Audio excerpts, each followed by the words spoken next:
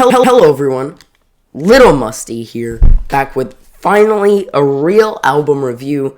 And guys, I'm sorry for not posting much recently. First of all, I've kind of just lost a little bit of ambition. Now, oops, my hair is dying. I feel like, now I'm starting to really get back into it. But I lost a little bit of ambition. I also got sick over spring break, which, sucked. It sucked. But now I will, try to post, as consistently as possible. Obviously, as consistent as I can with school and all. And I'm gonna try to do, like, every other day. Just, like, twice a week. Something like that, just to really bring you guys new videos finally again. But anyways, today I am reviewing the new album by Charli XCX, Crash. This is her third album. The first one released in 2019 just called Charli, which is a huge fan favorite for many. And I definitely do see the hype. But it's not like a personal favorite of mine or anything. However, her last release, How I'm Feeling Now in 2020, was, I think, the album of choice for me. Of course, most people would pick Charli. However, I loved How I'm Feeling Now. It's just a great album, for the quarantine times. However, before those two albums, you have a few mixtapes. There is Pop 2 and Number 1 Angel, which are, definitely pretty promising. However, not like my absolute favorites or anything. And there's also the Vroom Vroom EP, which I've seen a lot of fan praise for, but honestly, I really dislike that EP. I think it sucks. Okay, it doesn't suck. I just don't like it. I can't say something sucks, alright?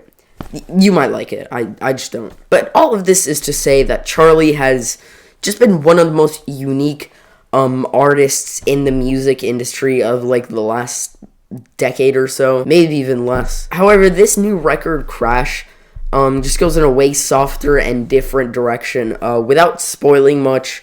This is her least unique record, and I'll tell you guys how that plays out later. But let's get into the review of Crash. The title track, Crash, is the opener, and it's kind of just meh. There is this 2000s reminiscent guitar in the background of the track that, you can hear, if you really focus on it. And that's all throughout the album. And it kind of just reminds me of, like, the 2000s and that era of pop, which is cool that she's bringing stuff back from the past.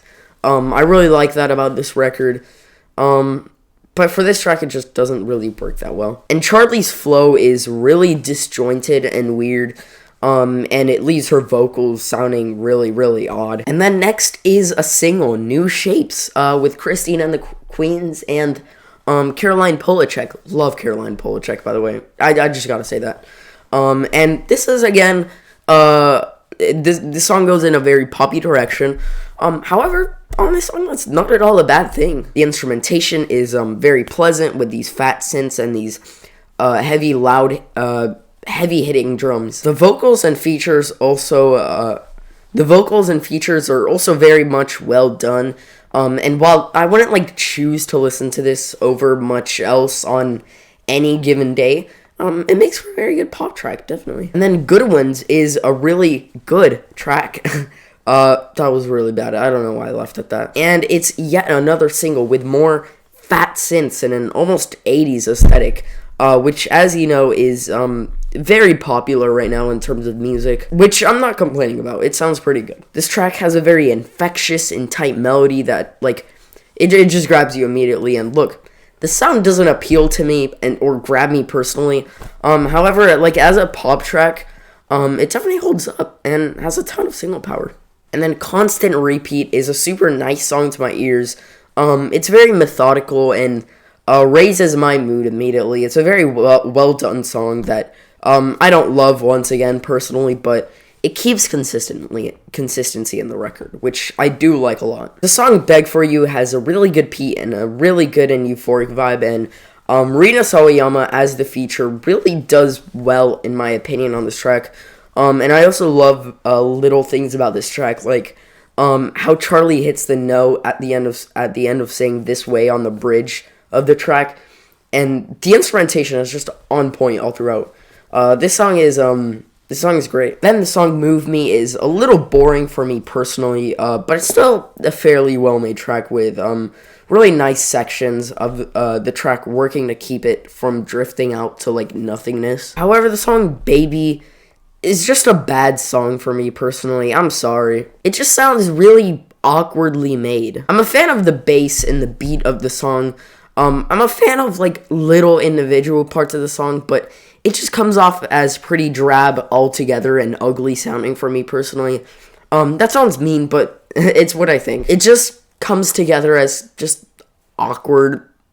I'm sorry. I know this is probably like a fan favorite, but like I don't like it. However, the song "Lightning" is another great track. I love the production on it. It's so amazing for the track. And the whole song is electrifying, no pun intended. It's just an absolute banger in every possible way.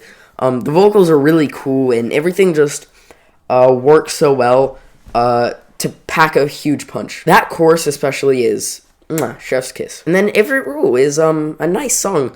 The vocals are a bit strange, I will say that, but it's generally a very sweet song that has a really nice and heartfelt message.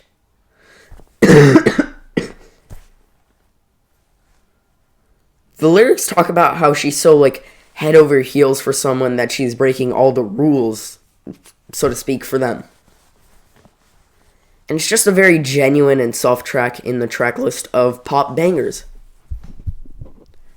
And then "Yuck" is another very solid track. It sounds much less awkward than a few of the tracks we've seen before, and comes off as very smooth, effortless, slick, and overall just well done. Plus, the instrumentation is, again, really, really good. The bass pops, especially at the end.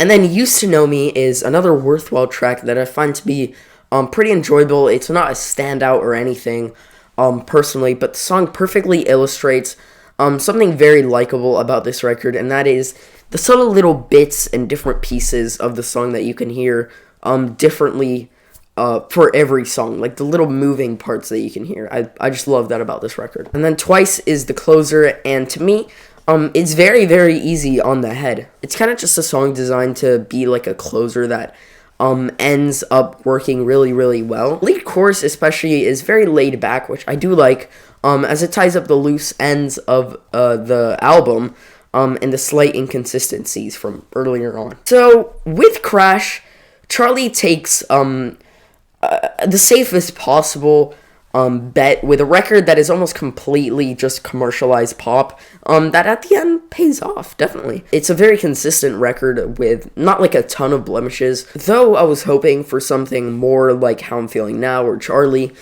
just like improved, a little more consistent. This isn't bad in any way and has a lot to like. I'm feeling a light to decent 7 out of 10.